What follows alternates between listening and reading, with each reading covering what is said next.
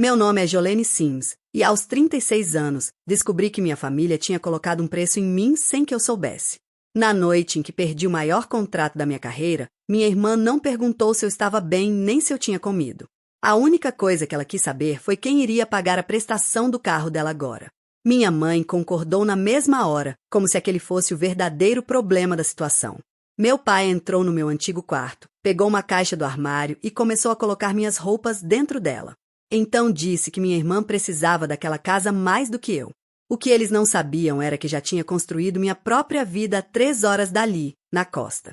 E também não faziam ideia de quem realmente era o dono de uma pequena casa de praia à beira-mar. Nas semanas seguintes, tudo que eles acreditavam começou a desmoronar, peça por peça. Bem-vindos ao Hidden Family Revenge, onde pessoas silenciosas finalmente param de abrir portas para quem só aparece quando precisa de alguma coisa. Se você gosta de histórias de reviravolta e superação, deixe seu comentário e se inscreva no canal. Agora, deixe-me voltar para aquela sexta-feira do fim da primavera. Eu sou dona de uma empresa chamada Tideline Property Restoration. Nosso trabalho é restaurar casas no litoral que foram destruídas pelo mar e pelas tempestades. Consertamos estruturas apodrecidas, revestimentos corroídos pelo sal e fundações abaladas pelos temporais. Comecei esse negócio praticamente do zero, com apenas uma caminhonete e ferramentas emprestadas. Com muito esforço, transformei a empresa em algo grande. Por isso, quando meu maior cliente ligou naquela manhã de sexta-feira dizendo que o investidor havia desistido do projeto, eu não entrei em pânico. O contrato de restauração de um resort tinha acabado. Em uma única ligação, perdi quase um quarto da receita prevista para o ano. Fiquei sentada no meu escritório em Marabay, olhando para os números na tela. Depois fechei o notebook. Eu já reconstruí casas que o oceano quase engoliu por completo. Também conseguiria reconstruir meu negócio. O que realmente me incomodava não era o dinheiro. Era saber que eu nem precisava contar a notícia para minha família, porque ninguém jamais se interessou pelo que eu realmente fazia. Eles achavam que eu trabalhava apenas na construção civil. Era mais fácil deixar que continuassem acreditando nisso. Naquela tarde, fiz a longa viagem que fazia toda sexta-feira. 3 horas até Mill Haven, a cidade onde cresci e onde estava morando havia 18 meses. Meu pai tinha sofrido um ataque cardíaco 1 ano e meio antes, e eu voltei para meu antigo quarto para ajudar a família. Mantinha minha vida verdadeira na costa e minhas responsabilidades em Mill Haven. Toda semana eu percorria esse caminho entre os dois mundos. Quando cheguei naquela noite, vi 2 carros extras estacionados em frente à casa. A caminhonete do meu primo Del e o velho Charger enferrujado do namorado da minha irmã, Cody. Na minha família, visitas numa sexta-feira geralmente significavam uma coisa. Alguém já tinha tomado uma decisão sobre a minha vida, e eu seria a última pessoa a descobrir. Assim que entrei, ouvi a voz da minha irmã antes mesmo de chegar à sala. Então é verdade. Você perdeu o emprego. Britney estava jogada no canto do sofá, mexendo no celular. Cody estava ao lado dela. Minha mãe ocupava a poltrona em frente. Até a vizinha, Dona It, estava perto da janela com um copo de chá, fingindo que não estava ali para assistir ao espetáculo. Fui dispensada porque o cliente quebrou. Respondi. Ninguém me demitiu. Mas Britney não se importava com a diferença. Ela se virou para minha mãe como se eu nem estivesse presente. Mãe, quem vai pagar a prestação do meu carro agora? Ali estava a verdadeira preocupação deles. Não era você está bem? Não era o que aconteceu. Era apenas uma conta que eles esperavam que eu continuasse pagando. Minha mãe, Carol, colocou o copo na mesa e cruzou as mãos daquele jeito que sempre fazia quando já tinha decidido tudo, mas queria fingir que era uma conversa. Jolene, não se altere. Vamos resolver isso. Você sempre resolve. Cody sorriu enquanto olhava para o celular. Del, parado perto da cozinha, me lançou um olhar estranho. Parecia um aviso. Como vocês já sabem que fui dispensada? Perguntei. Britney deu de ombros. O primo do Cody trabalha na fornecedora. As notícias correm rápido. Então eles já sabiam havia horas. Tinham passado a tarde inteira reunidos naquela sala discutindo meu problema antes mesmo de eu chegar. E o único assunto importante para eles era quem iria pagar a parcela de $300 do carro da Britney. Eu dirigi 3 horas para descobrir que minha própria família fez uma reunião sobre o meu salário. Falei. Minha mãe sorriu como se eu estivesse sendo dramática. Sente-se, querida. Você está cansada. Eu não me sentei. Meu pai, Wayne, apareceu no corredor carregando uma caixa de papelão daquelas usadas para mudanças. Sem sequer olhar para mim, ele montou a caixa e a colocou sobre a mesa de centro. Sua irmã e o Cody precisam de um quarto de verdade, disse ele. Eles estão falando em se casar. Faz mais sentido que fiquem com o seu. Logo depois, minha mãe soltou a frase que claramente já tinha ensaiado. Sua irmã precisa desta casa mais do que você, Jolene. Ela falou com calma, e isso tornou tudo ainda pior. Britney nem levantou os olhos do celular. A vizinha ficou encarando o chá como se aquilo fosse a coisa mais interessante do mundo. Meu pai entrou no meu quarto, e eu fui atrás dele. Fiquei observando enquanto ele dobrava minhas camisas de trabalho e colocava tudo dentro da caixa. Eram as mesmas mãos que me ensinaram a segurar o martelo quando eu era criança. Agora eram aquelas mãos que estavam me expulsando da casa que eu tinha ajudado a manter de pé. Vocês estão mesmo fazendo isso? Perguntei. Você sempre dá um jeito, respondeu minha mãe da sala. Como se isso resolvesse tudo. Era assim que minha família pensava. Jolene sempre cai de pé, então ninguém precisa se preocupar em segurá-la quando ela cai. Olhei para a caixa. Em cima dela estava a velha lata de costura da minha avó, o presente que ela me deu quando eu tinha 12 anos. Peguei a lata com cuidado. Depois coloquei a mão no bolso da jaqueta e senti o peso frio de um chaveiro que ninguém naquela casa conhecia de verdade. Um segredo que eu nunca tinha explicado. E não seria naquela noite que explicaria. Vocês não estão me expulsando, falei calmamente. Eu estou escolhendo sair. Meu pai finalmente olhou para mim. Por um segundo, vi algo mudar em seu rosto. Mas então minha mãe interrompeu. Pare de fazer drama. E ele voltou a arrumar minhas coisas. Peguei a caixa com minhas próprias mãos. Saí pela porta antes que alguém tentasse abri-la para mim. E fui eu mesma quem a fechou atrás de mim. Naquela mesma noite, dirigi às 3 horas de volta para a costa. A caixa balançava no banco traseiro enquanto eu seguia pela estrada. Eu não chorei. Estava ocupada demais fazendo planos.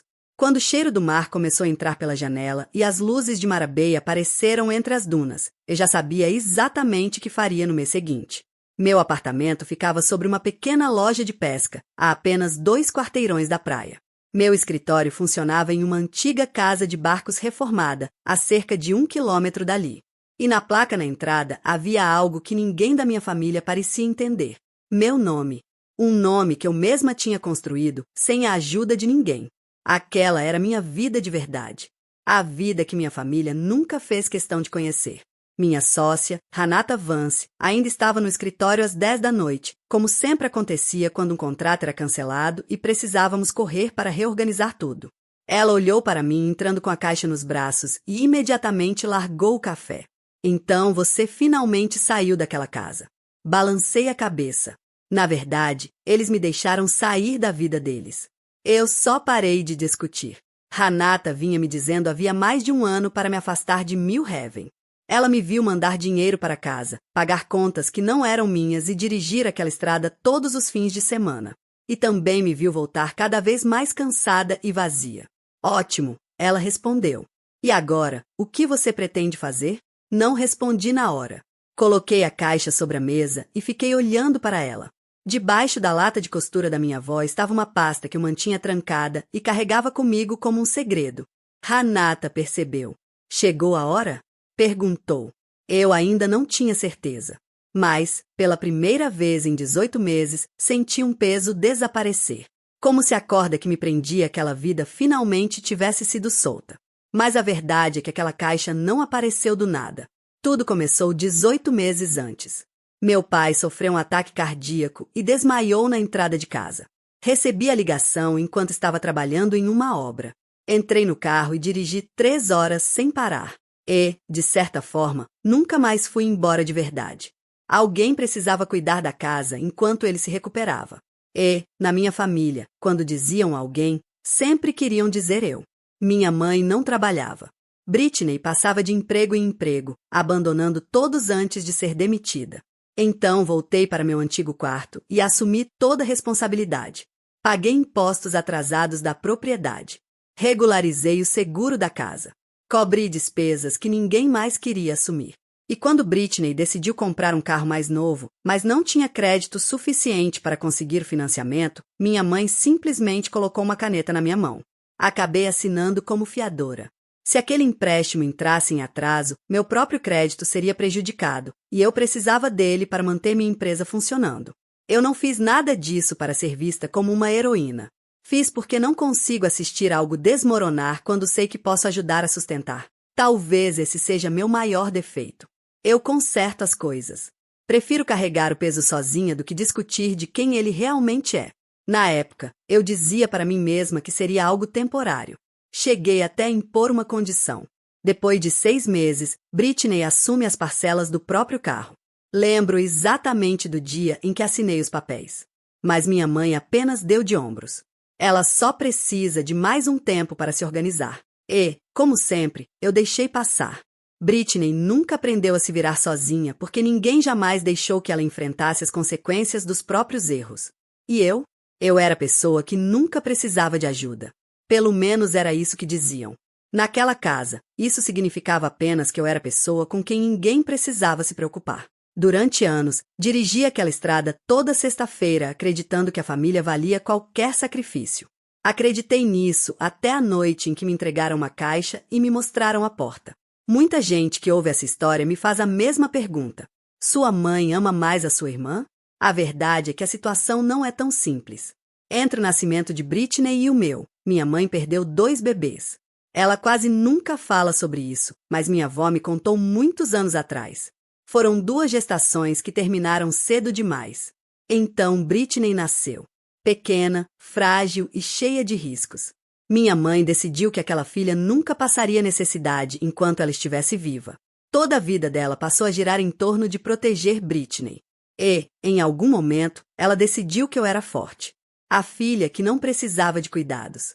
A filha que sempre daria um jeito. Eu consigo entender de onde isso veio. Mas entender nunca fez a dor diminuir. Meu pai também carregava suas próprias feridas. O pai dele era um homem duro, autoritário e agressivo. Wayne aprendeu cedo que a maneira mais fácil de manter a paz era concordar com quem gritava mais alto. E, dentro da nossa casa, essa pessoa sempre foi minha mãe. Por isso, ele nunca me defendia. Apenas abaixava a cabeça e fazia o que mandavam. Como naquela noite, quando ficou dobrando minhas roupas enquanto eu era expulsa. A única pessoa que realmente me enxergava era minha avó, Nana Marlene. Quando eu era criança, ela me chamava de lado e dizia: "Você nunca foi a forte para mim, querida. Você só era a única que sempre aparecia quando precisavam." Essas palavras ficaram comigo para sempre. Agora ela morava em um pequeno quarto nos fundos da casa em Mill Haven. Estava prestes a completar 80 anos. Seu mundo tinha se reduzido a uma poltrona, uma janela e algumas lembranças. Ela havia perdido a única casa que realmente amou muitos anos antes. E aquela perda deixou uma tristeza que nunca desapareceu completamente. Acho que foi por ela que continuei fazendo aquela viagem durante tanto tempo. Não pela minha mãe, não pela minha irmã, mas pela única pessoa daquela casa que ainda se lembrava de mim. Naquela primeira noite de volta a Mara Bay, eu não consegui dormir. Fiquei sentada na mesa da cozinha com meu notebook aberto e uma xícara de café já frio. Então comecei a desfazer tudo aquilo que eu vinha sustentando em silêncio. Primeiro, cancelei os pagamentos automáticos dos impostos da propriedade em Mill Haven. Depois cancelei o seguro residencial. Os 2 eram pagos diretamente da minha conta. Com apenas alguns cliques, tudo terminou. Em seguida, fui para a conta do financiamento do carro da Britney. Durante meses eu vinha pagando aquelas parcelas sem que quase ninguém percebesse. Naquela mesma noite, encerrei os pagamentos automáticos. Pela primeira vez em muito tempo, eu parei de carregar um peso que nunca deveria ter sido meu. Eu sabia que não era possível simplesmente retirar meu nome do financiamento do carro da Britney com um telefonema. A única maneira de sair legalmente daquele contrato seria ela refinanciar o veículo apenas no nome dela. Mas eu também sabia que ela dificilmente seria aprovada. Então fiz a única coisa justa que podia fazer. Parei de pagar. Liguei para ela e deixei tudo bem claro. A partir de agora, as parcelas são sua responsabilidade. Se ela deixasse a dívida atrasar, meu crédito também seria afetado. Mas naquele momento eu preferia correr esse risco do que continuar presa a uma conta que poderia me acompanhar por mais 15 anos. Depois disso, peguei um bloco de notas e comecei a listar tudo que eu pagava em silêncio para aquela casa. Contas, impostos, seguros, Despesas que ninguém percebia porque eu sempre resolvia tudo antes que virassem problemas. Uma por uma, fui riscando cada item da lista. Levei cerca de 1 hora.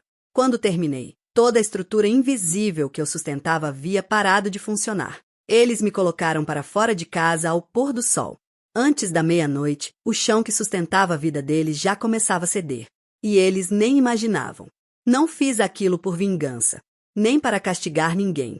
Fiz porque eu finalmente tinha ido embora. E uma parede não consegue sustentar uma casa depois que deixa de fazer parte dela.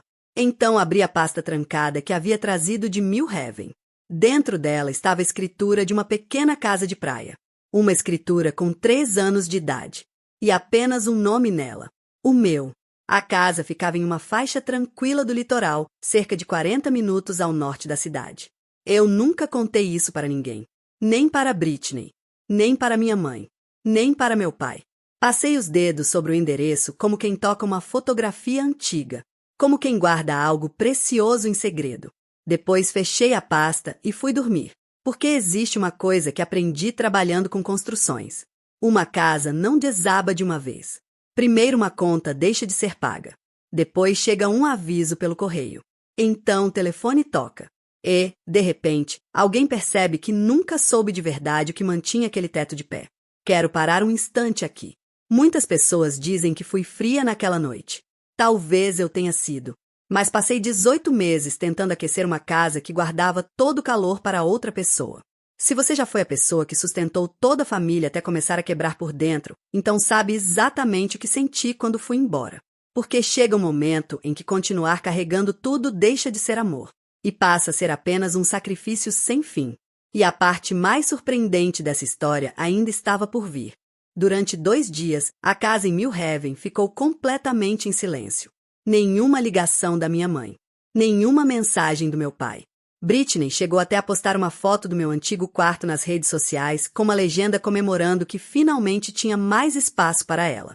Eu não respondi. Em vez disso, mergulhei no trabalho. Sempre foi assim que lidei com a dor. Eu a escondia debaixo de uma lista de tarefas. Renata e eu começamos a buscar projetos menores para compensar a perda do grande contrato do resort. Consertamos um conjunto de casas danificadas por uma tempestade. Reformamos a varanda de uma viúva que corria risco de desabar no próximo vendaval. Era trabalho honesto, simples e que pagava as contas. Na manhã do 3º dia, meu primo Del me ligou. Del era uma das poucas pessoas da família que costumava falar a verdade sem rodeios. Oi, Jolene. Achei que você deveria saber de uma coisa. O que aconteceu? Chegou uma carta do banco hoje. Sua mãe está olhando para ela desde cedo. Que tipo de carta? Parece ser sobre uma linha de crédito da casa. Ela está assustada. Senti um frio percorrer meu corpo. Que linha de crédito?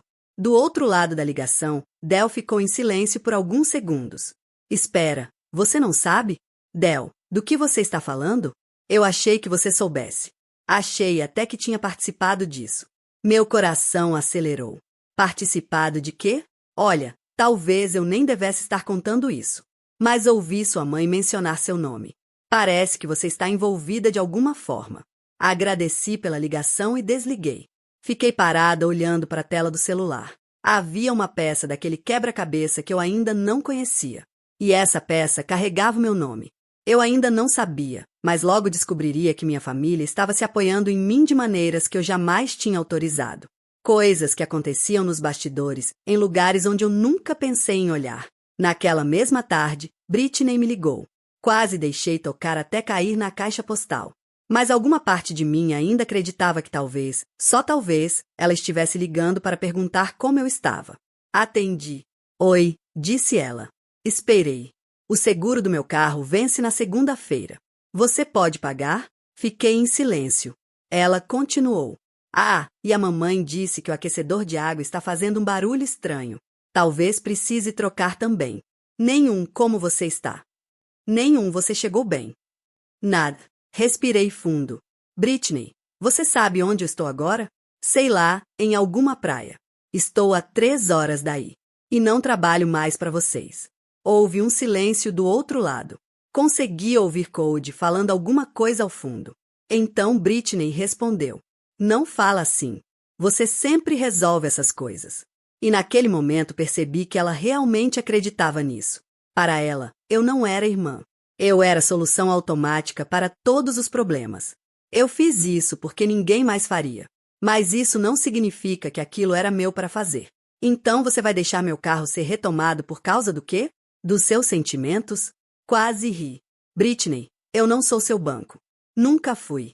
A voz do Cody ficou mais alta ao fundo. Pergunta para ela sobre a outra coisa. Ele disse. Britney o mandou calar a boca, mas eu já tinha ouvido. Outra coisa? Que outra coisa? Perguntei. Nada. Ela respondeu rápido demais. Esquece isso. E desligou. Coloquei o celular na mesa e fiquei olhando para ele por um tempo. Naquela família existia um roteiro. E eu vinha seguindo esse roteiro há 15 anos. A responsável. A que resolve tudo. A que paga tudo. A que sustenta tudo. A parede. Agora que eu tinha saído desse papel, eles não sabiam mais como a história funcionava. O problema é que alguém tinha me colocado em um papel que eu nunca li inteiro. E o Cody tinha deixado uma página escapar. Naquela noite, enviei a mensagem que já deveria ter enviado há anos. Curta, direta, sem explicações. Enviei para os 3 ao mesmo tempo. Impostos, seguro, financiamento do carro. Encerrada a partir de hoje. Coloquei a data e o contato do banco. E nada mais. Sem desculpas. Sem explicação emocional. Porque eu aprendi uma coisa. Gente que acha que você existe para sangrar em silêncio nunca entende palavras. Só entende consequência. Antes de enviar, escrevi uma última frase para mim mesma.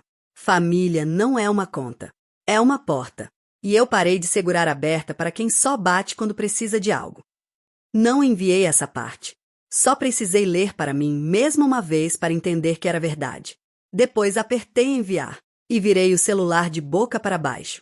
Na manhã seguinte, Hanata leu a mensagem por cima do meu ombro e apenas assentiu.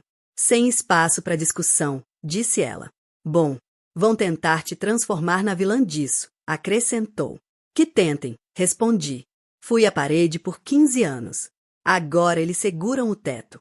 Eu acreditava nisso. Mas, no fundo, eu já conhecia minha mãe. Ela não ia discutir dinheiro. Ela ia atacar outra coisa. Ela ia discutir amor. Ela ia transformar tudo em números numa planilha e chamar meus limites de crueldade, porque esse sempre foi o único jeito que funcionou comigo. E, por 15 anos, funcionou. A pergunta que ficou comigo naquela manhã, olhando maré recuar pela janela da casa de barcos, era simples. Isso ainda funcionava? O caos começou ao meio-dia. Minha mãe ligou 6 vezes antes de eu atender. Quando finalmente atendi, ela não começou falando de dinheiro. Ela começou com a culpa. Depois de tudo que essa família fez por você, é isso que você virou? Fiquei em silêncio por um segundo. E o que essa família fez por mim, mãe? Silêncio. Ela não tinha resposta. Nunca teve uma lista.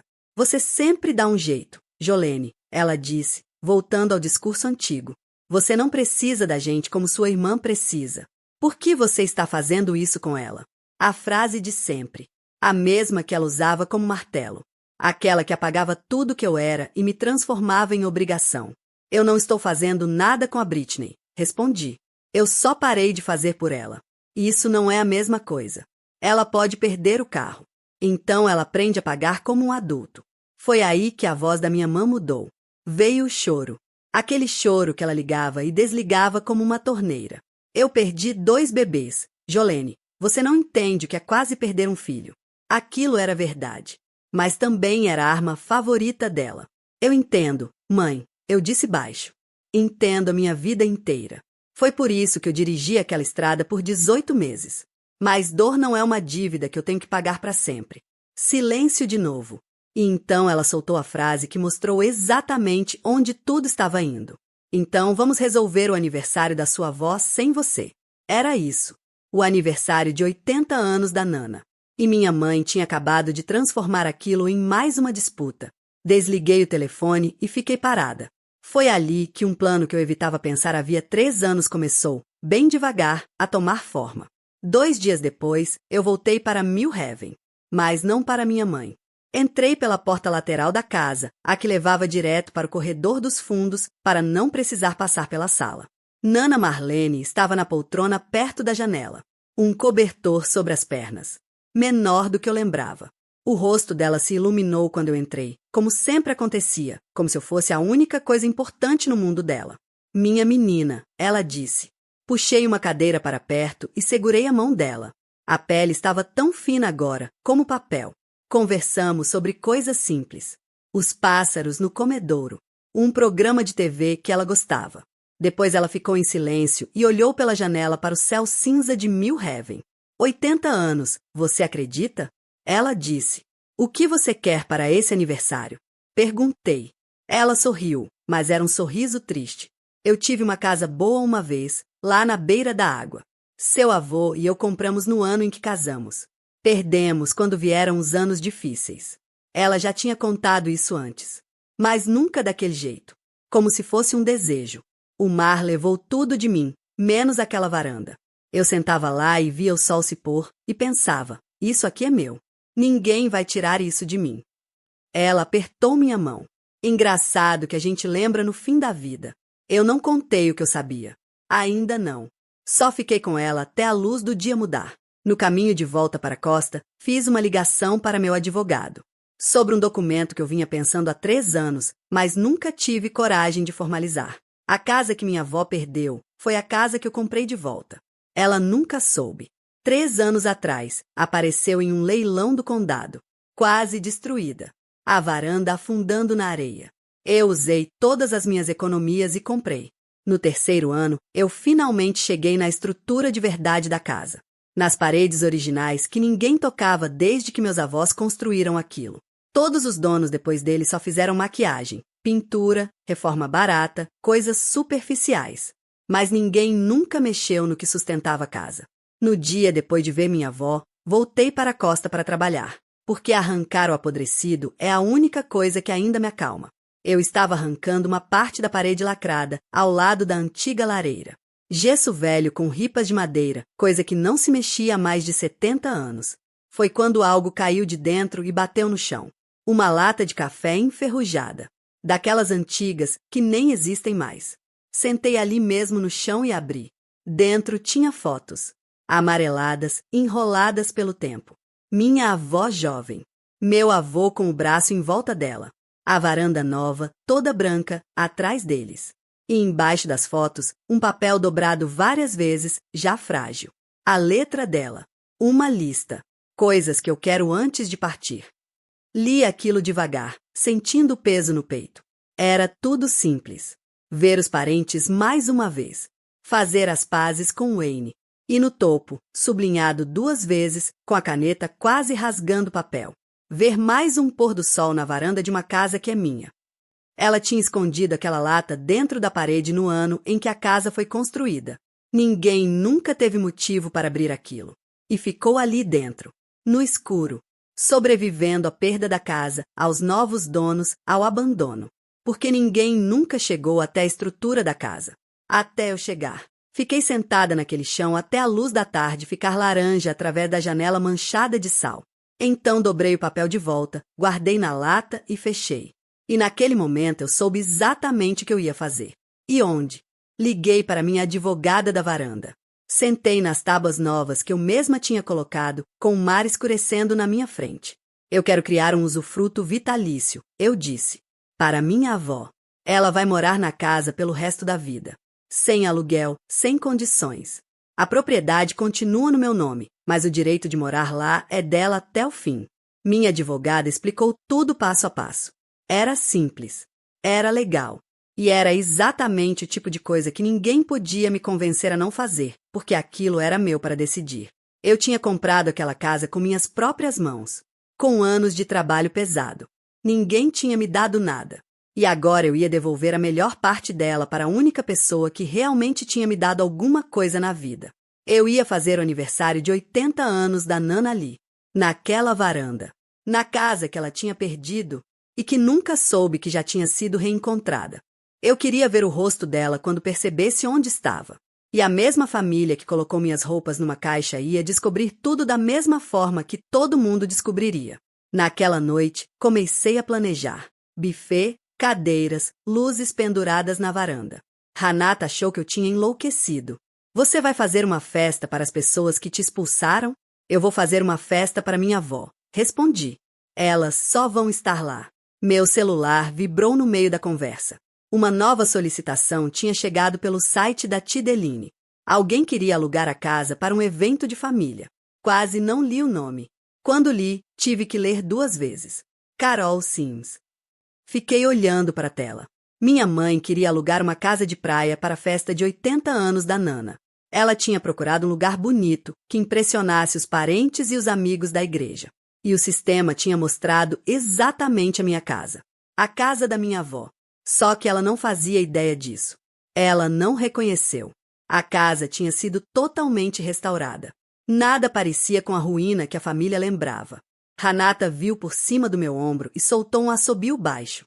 Ela está tentando alugar a sua casa para a festa que você já está fazendo. Na casa que era da mãe dela, completei. Sem saber que é minha. Ficamos em silêncio por alguns segundos. Era quase perfeito demais. O tipo de coisa que parece invenção. Minha mãe, que dizia que minha irmã precisava mais da casa do que eu, agora estava tentando pagar para usar uma casa que nem sabia que era minha. Por um instante, pensei em responder na hora. Mandar uma mensagem simples. Você não aluga o que já é meu. E ver a reação dela. Mas aquilo seria pequeno demais. E o que ela fez comigo não foi pequeno. Não aconteceu em privado. Ela me expulsou na frente de vizinhos. Então eu não ia resolver isso em mensagem. Eu ia resolver do mesmo jeito que ela fez. Em público. Com testemunhas.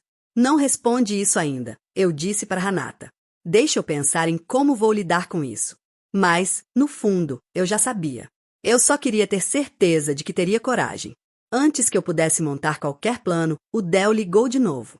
E a voz dele estava diferente. Tensa. Eu descobri sobre aquelas cartas do banco. Ele disse. Você não vai gostar disso. Ele respirou fundo antes de continuar. 2 anos antes, minha mãe tinha aberto uma linha de crédito usando a casa de Mill Haven como garantia.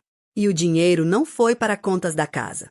Foi para Britney, para o Code, para a caminhonete dele, para o negócio que ele dizia que ia abrir, para o casamento que eles falavam o tempo todo. E como o crédito dela não era suficiente, ela usou o único nome forte ligado àquela casa. O meu. Ela tinha cópias de tudo. Meu CPF, meus dados, minha assinatura antiga, tudo. E usou isso para falsificar minha assinatura no contrato da linha de crédito. Eu nunca vi aquele documento. Nunca assinei nada. Mas no papel eu era devedora. E agora a dívida estava atrasada. A casa era garantia. E o meu nome estava preso nela. E aí veio a parte pior. A parte que ficou martelando na minha cabeça desde então. Eu já tinha visto sinais disso. 1 ano antes, chegou uma carta estranha em Mill Haven, no meu nome, de um banco que eu não conhecia. Perguntei para minha mãe. Ela disse que era lixo. Propaganda. Pré-aprovação. Nada importante. Eu liguei mesmo assim. E me mandaram de um setor para outro, sem resposta. Quando tentei tirar meu nome de lá, disseram que só o titular poderia resolver. E o titular era minha mãe. E ela nunca foi. Então eu vi fumaça e tentei apagar o incêndio, mas a porta estava trancada do outro lado, e eu não conseguia entrar. Fiquei com o telefone na mão, e foi aí que tudo fez sentido. A casa da qual me expulsaram estava, o tempo todo, sustentada no meu nome. Eu não entrei em pânico. Pânico é para quem não entende como uma estrutura funciona. Na manhã seguinte, liguei para minha advogada, e começamos a desmontar tudo com calma, como um trabalho técnico. De baixo para cima. Nós puxamos todos os documentos do empréstimo. Colocamos a assinatura da aplicação ao lado da minha assinatura verdadeira e ficou claro onde a falsificação tinha acontecido. Conferimos as datas com os lugares onde eu realmente estava naquela época. Depois fizemos tudo o que precisava ser feito, mesmo que não fosse bonito. Uma contestação formal de fraude enviada ao banco. Um boletim de ocorrência no condado onde o contrato foi registrado. Uma declaração de roubo de identidade. Minha advogada foi direta comigo. Esse é um caso forte de fraude, ela disse. Mas o banco vai abrir investigação. E isso pode levar meses. Eles não vão simplesmente jogar a dívida em alguém. O processo é sobre provar se você é ou não responsável. Se a falsificação for confirmada, você sai da dívida e eles vão atrás de quem assinou de verdade. Fiquei em silêncio por um momento. Nomear minha mãe naquele papel. Colocar aquilo por escrito. Há um ano, eu teria engolido tudo só para manter a paz. Dessa vez, não. Registra tudo, eu disse. E foi o que fizemos. Foi um trabalho lento, cuidadoso, sem emoção. Do tipo de luta que eu confio, porque não depende de choro nem de manipulação. Minha mãe ia receber uma notificação diferente em breve, dizendo que o contrato estava sob investigação de fraude e que a filha que ela expulsou não estava mais carregando aquela dívida em silêncio. Eu não comemorei, não falei nada, só organizei cada documento e fui dormir tranquila. Existe uma sensação estranha em finalmente fazer o que é certo, em vez do que esperam de você. Depois disso, passei para o próximo passo. A festa. Fiz a Renata responder à solicitação da minha mãe pelo sistema da Tideline, usando a conta da empresa. Sem meu nome em lugar nenhum. A casa de praia estava disponível para a data pedida. A mensagem dizia que uma coordenadora de eventos cuidaria de todos os detalhes. Minha mãe, feliz por ter encontrado um lugar que ficava bonito nas fotos, pagou o sinal sem pensar duas vezes. Ela nem perguntou de quem era a casa. Gente como minha mãe não pergunta quem está segurando o chão. Ela só gosta de ficar em cima dele. Então, agora a família inteira ia para o litoral, para minha casa, para comemorar os 80 anos da Nana. E nenhum deles sabia em cuja varanda estariam pisando. Eu deixei eles reservarem. Só não contei de quem era. Você vai mesmo deixar eles fazerem uma festa na sua casa achando que é aluguel? Perguntou Renata. Vou, respondi. Vou deixar eles entrarem achando que minha mãe organizou algo bonito. E depois vou falar a verdade na frente de todo mundo que importa para ela. Esse era o plano inteiro. Minha mãe sempre usou vergonha em público como arma. A caixa na porta. A vizinha vendo. A reunião feita pelas minhas costas. Então eu ia responder do mesmo jeito. Com verdade em público. Sem grito. Sem cena. Só fatos. Num lugar cheio de testemunhas. Onde ela não pudesse transformar tudo numa história onde ela era a vítima. Passei as 2 semanas seguintes terminando a casa. Corrimão novo na varanda. Pintura branca fresca. Um pequeno letreiro de madeira que eu mesma fiz e pendurei na entrada, mas deixei coberto por enquanto. A festa estava pronta. Nana não sabia. Minha mãe não sabia. Só eu, Renata e meu advogado sabíamos. E o documento da casa já estava sendo preparado. Uma semana antes da festa, meu pai ligou. Ele quase nunca liga. Quase não reconheci o número. Jolene, ele disse. Depois ficou em silêncio. O tipo de silêncio que ele sempre coloca no ambiente. Eu sei que aquela noite não foi certa. A caixa, eu não devia ter empacotado suas coisas. Esperei. Eu esperei 18 meses por uma frase verdadeira dele. Não ia apressar agora. Sua mãe disse que era o melhor para todos. Ele continuou. Eu só fui junto. Eu sempre vou junto. Acho que esse é o meu problema. É mesmo, pai, eu disse. Sem crueldade. Só verdade. Ele soltou o ar devagar. Chegou uma carta sobre a casa, sobre o empréstimo. Sua mãe não me diz o que está escrito. Fechei os olhos por um segundo. Pergunta para ela, pai. É o empréstimo dela, ele disse. Ela fala que está no seu nome. E está, respondi. Ela colocou sem me pedir. Houve um silêncio longo na ligação. Por um momento achei que ele tinha desligado. Eu não sabia, meu pai disse finalmente. Eu acredito em você, falei. Você nunca sabe de nada naquela casa. E garante que continue assim. Foi duro dizer isso para meu próprio pai. Mas ele já tinha conquistado esse lugar. Você vai vir para o aniversário da sua avó? Ele perguntou. Vou, respondi. Mais do que você imagina. Não expliquei nada. Ele não estava pronto. E eu também não. Mas senti algo inesperado. Não era perdão. Ainda não. Era só uma pequena fresta aberta. Como se, pela primeira vez, meu pai, um homem que passou a vida toda apenas abaixando a cabeça e obedecendo, talvez estivesse começando a pensar em ficar de pé. Desliguei o telefone e voltei a lixar o corrimão da varanda. E me permiti ter uma esperança pequena. Muito pequena. Porque a esperança custa menos que decepção. E eu ainda tinha espaço para ela. As consequências que eu tinha colocado em movimento começaram a chegar em Mill Haven naquela mesma semana. E o Del me contou tudo, gostasse eu ou não. O carro foi o primeiro. Um guincho chegou numa terça-feira à tarde e levou o SUV da Britney da garagem. Ela ficou na porta, de hobby, gritando com o homem da prancheta, que provavelmente já tinha ouvido coisa pior. 2 meses atrasado. Sem ninguém mais para pagar escondido. Agora ela precisava da minha mãe para tudo. Como uma adolescente de novo. Depois começaram a chegar as cartas do banco sobre a linha de crédito, com a investigação de fraude aberta. E sem o meu nome silenciosamente segurando aquilo. As cartas bateram direto na porta dos meus pais. E o banco começou a fazer perguntas que minha mãe não conseguia responder. Eles queriam dinheiro que não existia. Minha mãe ligou para o Del chorando, dizendo: "Olha o que a Jolene fez com a gente." E o Del respondeu: "Tia Carol, a Jolene não fez esse empréstimo." Ela desligou na cara dele. O Code, percebendo que o dinheiro estava secando, começou a aparecer menos em casa. O assunto do casamento simplesmente morreu. Eu acompanhava tudo isso a 3 horas de distância. E sentia algo pesado. Complicado. Mas não exatamente alegria. Era mais como assistir um prédio que você avisou todo mundo que ia cair finalmente se acomodando do jeito que você disse que aconteceria. Eu não empurrei nada. Eu só parei de segurar a parede. "Você está lidando bem com tudo isso?" perguntou o Del. "Estou bem", eu disse. Mas parei na hora. Aquela palavra tinha sido usada contra mim a vida inteira. Corrigi. Na verdade, estou melhor do que bem. Pela primeira vez, o que está desmoronando não sou eu. O Del soltou uma risada baixa. "Guarda um lugar para mim na festa." "Na primeira fila", respondi.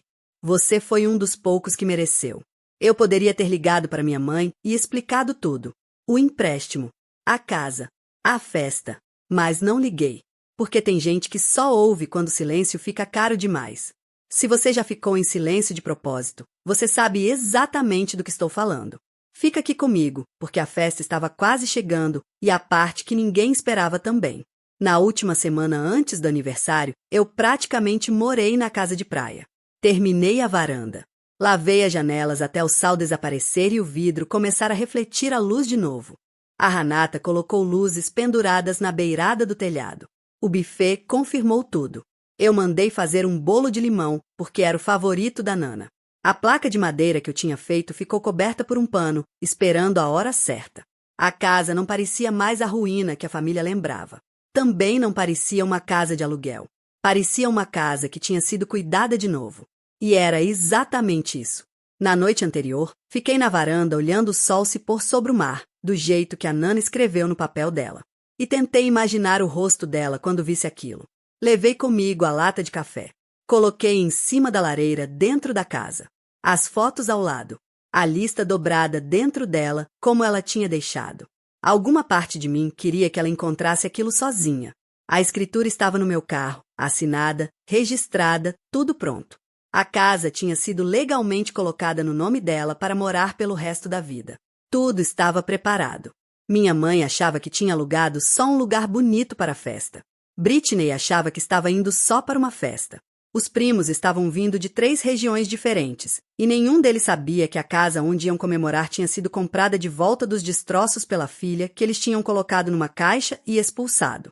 Nem sabiam que a mulher que seria homenageada estava prestes a receber de volta a única coisa que tinha escrito e escondido numa parede por 50 anos. Eu dormi na casa de praia naquela noite. Acordei antes do amanhecer com o som da maré. Fiquei ali deitada, ouvindo o mar constante, firme. E pela primeira vez em muito tempo, eu não tinha medo. Minha mãe ligou na manhã da festa. E dessa vez a voz dela não estava tão segura. "O banco está ameaçando tomar a casa. Jolene", ela disse, a voz tremendo. Por um segundo, pensei que talvez fosse verdade. "Dizem que o empréstimo está em atraso. Dizem que você abriu um processo de fraude. Você precisa resolver isso. Você precisa ajudar a gente." "Eu não fiz esse empréstimo, mãe", respondi. "Você fez no meu nome. Eu fiz pela sua irmã. Pela família. Você fez sem me perguntar. Agora quer que eu pague por isso? A gente pode perder a casa." Ela continuou. "Você mesma disse que a Britney precisava mais daquela casa do que você. Eu só fiz o que você queria." Houve silêncio. Depois veio a frase de sempre. Aquela que ela repetia como se fosse uma lei. "Você sempre dá um jeito, Jolene. Você aguenta. A gente não." Fiquei em silêncio por um instante. "A gente se vê na festa, mãe", eu disse. "Acho que você vai descobrir que ela é bem diferente do que imagina." Ela não percebeu o peso daquelas palavras. Estava ocupada demais com medo e raiva, convencida de que eu era vilã. Pelo menos você vai aparecer para sua avó, ela disse, irritada. E lá estava de novo, como se eu alguma vez tivesse deixado de aparecer. Desliguei. Terminei de carregar o carro, o bolo, a pasta com a escritura, a placa de madeira que já estava pendurada na entrada. E dirigi 40 minutos pela costa com os vidros abaixados e o vento salgado no cabelo. Pela primeira vez em anos, eu me sentia firme, porque naquele dia, a verdade finalmente ia entrar numa sala cheia de gente e ser ouvida. Cheguei à casa de praia 2 horas antes para revisar tudo mais uma vez. Os fornecedores já estavam montando as mesas no gramado que descia em direção às dunas. As luzes ainda estavam apagadas, esperando a noite cair. Dentro da casa, a foto da minha avó estava sobre a lareira, ao lado da lata de café. Conferi a escritura na pasta. O documento do usufruto vitalício estava preso atrás, com o nome completo da minha avó digitado no topo. A Renata me encontrou na varanda. Tem certeza que quer fazer isso na frente de todo mundo? Ela perguntou. Eles podem tentar virar isso contra você. Já virou há muito tempo, respondi. Eles fizeram isso dentro de uma sala, na frente de uma vizinha, com uma caixa de papelão. Eu só estou respondendo no mesmo lugar onde começaram. Ela assentiu devagar. Qual é o plano? Não tem plano, eu disse. Nem discurso. Eu vou deixar minha mãe agir como sempre age. Ela vai tentar tomar o crédito pela casa, vai encenar para os parentes. E quando ela estiver no meio disso, achando que tudo é dela, eu vou contar a verdade. Depois disso, eu entrego a varanda para Nana. A Renata me observou por um instante. Então a família descobre que não são donos. Isso, respondi.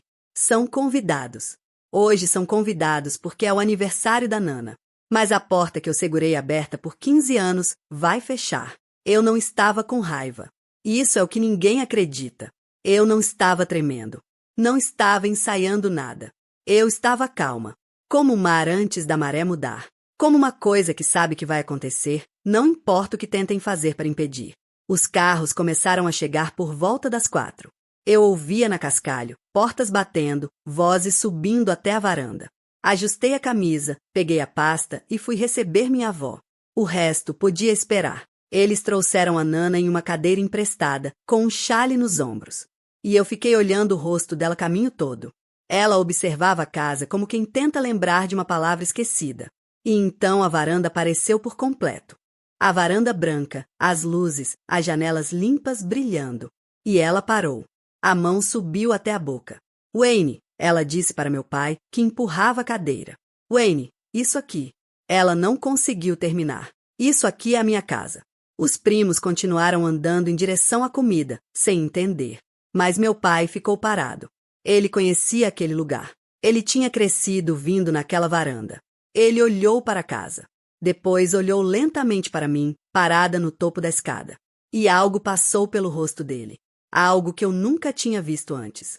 Minha mãe subiu o caminho já sorrindo, pronta para os convidados, já no papel de anfitriã.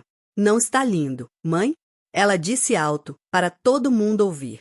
Eu encontrei esse lugar para você. Queria que você tivesse um lugar bonito. Mas a Nana não estava ouvindo. Ela olhava fixamente para a varanda. Para a placa de madeira na entrada, que eu tinha colocado naquela manhã e finalmente descoberto. Varanda da Marlene. O nome dela gravado na madeira de cedro, envelhecido como se sempre tivesse estado ali. Quem fez isso? Ela sussurrou. Quem trouxe minha casa de volta? O barulho da festa continuava ao redor. Risos dos primos. Gelo batendo nos copos. O pessoal do buffet chamando pelo bolo. Mas ali na varanda, parecia que o mundo tinha parado. Minha avó com a mão na boca. Meu pai pálido, em silêncio. E minha mãe começando a perceber, pela primeira vez, que o roteiro que ela tinha na cabeça não batia com a realidade da sala onde ela estava.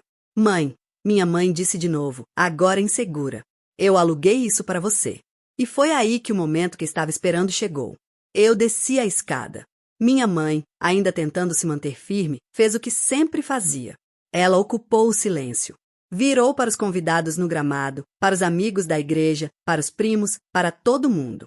E levantou a voz, entrando no papel que ela mais gostava, o de salvadora da família.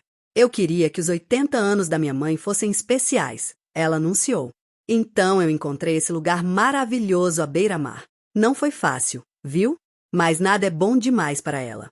Algumas pessoas bateram palmas. Britney, ao lado do Cody perto do cooler, sorriu como se aquilo também fosse mérito dela. Minha mãe estava radiante agora. O medo da ligação do banco de mais cedo tinha sido enterrado pela sensação de estar sendo vista. E isso era o que ela gostava. Ser a mulher que organiza tudo. A mulher que resolve. A mesma que dizia que minha irmã precisava de uma casa mais do que eu, agora estava sendo aplaudida dentro da casa que ela nem sabia que era minha. Foram 3 meses planejando isso, ela continuou, sorrindo para todos. Eu só queria um lugar que parecesse família. A Nana ainda estava olhando para a placa. Meu pai não tinha se mexido. O Del, mais afastado, me olhou e deu um pequeno aceno, como quem já sabia que a onda estava vindo. Eu deixei minha mãe continuar. Deixei ela crescer dentro da própria história. Deixei ela chegar no centro de tudo, certa de que tinha vencido. Certa de que era a heroína do aniversário da própria mãe. Então, quando ela parou por um segundo para receber a atenção da plateia, eu caminhei até o meio do gramado, onde todos podiam me ver. E falei, sem precisar levantar a voz. Mãe, você não alugou essa casa. O silêncio caiu no jardim como uma maré recuando. Minha mãe virou para mim ainda sorrindo, mas o sorriso já começava a quebrar nos cantos. Como assim? Eu aluguei sim, eu paguei o sinal, a empresa. A empresa é minha, eu disse. Tideline. Foi por ela que você reservou. Foi por ela que você pagou. E essa casa é minha. Ninguém se mexeu. Os primos olharam de mim para ela, tentando entender onde tinham entrado. Eu comprei essa casa há 3 anos. Continuei, calma, firme, deixando cada frase cair no chão. No leilão do condado. A mesma casa que a Nana e o vovô perderam na época difícil. Ela era uma ruína. Eu gastei tudo que tinha e comprei. E venho restaurando ela com minhas próprias mãos desde então, todo fim de semana. Enquanto vocês achavam que eu estava trabalhando em obra. A boca da minha mãe abriu e fechou. Isso não. Você trabalha com construção. Ela disse, como se isso fosse uma defesa. Eu tenho uma empresa de restauração. Respondi. Há anos. Vocês nunca perguntaram o que eu fazia. Porque nunca quiseram saber de mim. Só do que eu podia fazer por vocês. E então minha mãe fez o que sempre fazia quando perdia o controle. Ela explodiu. Você comprou a casa da nossa família e escondeu isso. Minha mãe gritou. A apresentação dela para os primos já tinha desmoronado. O rosto estava vermelho, a voz fora de controle. Você me fez passar vergonha. Depois de tudo que fizemos por você, depois de te criarmos, isso é vingança? Os primos assistiam em silêncio enquanto ela perdia o controle. Eu não levantei a voz. Não precisei. Quanto mais ela gritava, menor a história dela ficava. Não é vingança, mãe, eu disse, calmo. É a verdade. E finalmente ela está sendo dita num lugar onde você não consegue mudar. Fui até a cadeira da minha avó e me abaixei na altura dela. Todos no gramado estavam olhando. Nana, falei. Eu trouxe sua casa de volta. E não é só por hoje. Abri a pasta e mostrei a escritura. O nome dela estava ali, limpo, no documento do usufruto vitalício. Isso diz que a senhora pode viver aqui para sempre. Sem aluguel. Sem condições. O pôr do sol dessa varanda é seu. Do jeito que a senhora escreveu. Do jeito que a senhora escondeu isso na parede por 50 anos, esperando alguém encontrar. As mãos dela tremiam quando pegou o papel. Ela leu uma vez. Depois de novo. E então apertou o documento no peito e soltou um som que eu nunca tinha ouvido antes. Metade risada. Metade choro. Minha casa de verdade. Atrás de nós, minha mãe tentou recuperar o controle. Vocês não podem simplesmente. Nós somos família. Essa casa deveria. Ela nem conseguiu terminar. A ganância dela estava tão exposta que até os primos ficaram constrangidos. Você sempre dá um jeito, Jolene. Ela tentou de novo, como se aquela frase ainda tivesse poder. Eu a encarei. E deixei claro que não tinha mais. Eu dei um jeito. Sim, respondi. Aqui mesmo, nessa varanda de onde você me tirou. O gramado ficou em silêncio. Você disse que minha irmã precisava mais da casa do que eu. Continuei. Você só errou em qual casa e em qual pessoa. A Nana precisava dessa mais do que essa família inteira alguma vez precisou de qualquer coisa. Minha mãe abriu a boca, mas não saiu nada. E minha avó, na cadeira, segurando a escritura, ergueu a cabeça e olhou para a filha. A voz dela estava fraca, mas clara o suficiente para todos ouvirem. Carol, cala a boca. A menina me devolveu minha varanda. Deixa ela falar. E, pela primeira vez na vida, minha mãe não tinha resposta. Toda aquela fachada cuidadosamente montada desabou ali mesmo, no gramado, na frente de todas as pessoas que minha mãe queria impressionar. A tia Rata perguntou alto demais. Carol, que história é essa de sozinha na casa? Minha mãe estremeceu como se tivesse levado um tapa. Porque, claro, a fofoca da família já tinha chegado até ali também. Os primos começaram a cochichar. A Britney, sentindo o clima mudar, tentou virar o jogo. Isso é injusto. Você está nos envergonhando na festa da Nana. Eu não estou envergonhando ninguém, respondi. Eu só estou dizendo a verdade. E isso é diferente. Vocês ficariam surpresos com quantas vezes isso se confunde nessa família. O Cody já tinha ido em direção ao estacionamento, de repente muito interessado no celular, como homens como ele fazem quando a vida fácil começa a acabar. E então meu pai se mexeu. Wayne, que passou 63 anos abaixando a cabeça e obedecendo em silêncio, atravessou o gramado. Passou pela minha mãe. Foi até a cadeira da minha avó. Colocou a mão no ombro dela. E olhou para mim. Ela está certa, ele disse, a voz pesada. A Jolene está certa em tudo. Não foi muito. Veio 30 anos tarde demais. Mas foi a primeira vez. Minha mãe virou para ele como se aquilo fosse uma traição. E ele não desviou o olhar. Não se encolheu. Carol, ele disse baixo. Já chega. Foi a primeira vez na vida que eu ouvi ele dizer isso. Já chega. A festa não terminou de verdade. Ela simplesmente desfez. Os primos, sem saber para onde olhar, foram se aproximando do bolo. A tia Rata começou a fazer perguntas diretas que minha mãe não conseguia responder. E eu fiquei ao lado da cadeira da minha avó, com a mão do meu pai perto da minha no encosto.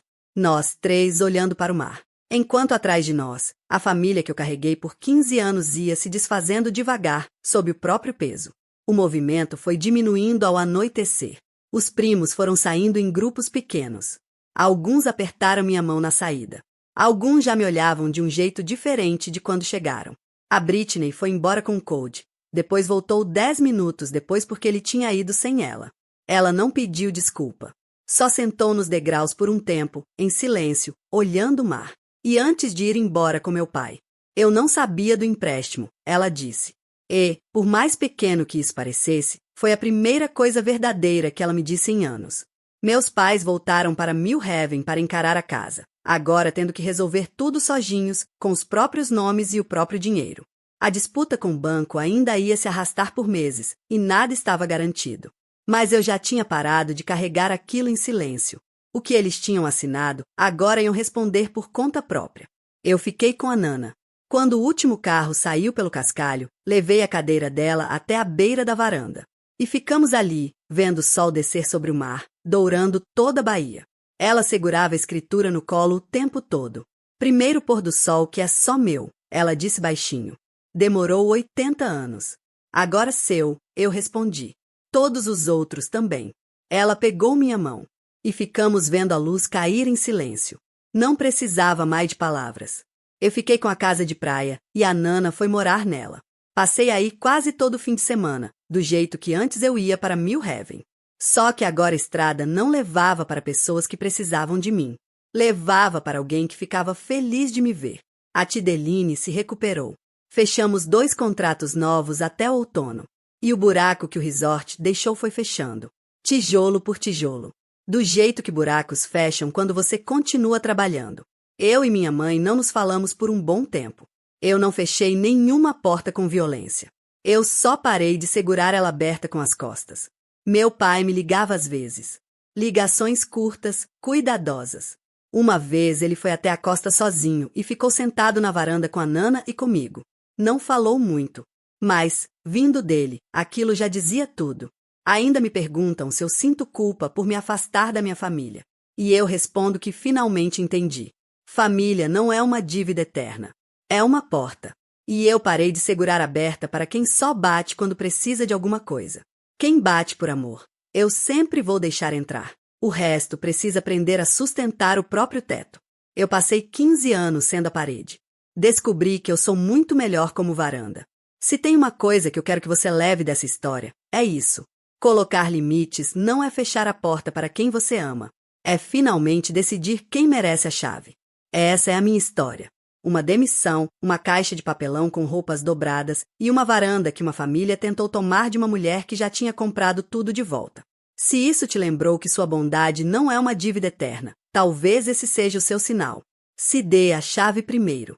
Compartilha com alguém que precisa ouvir isso. E a gente se vê na próxima.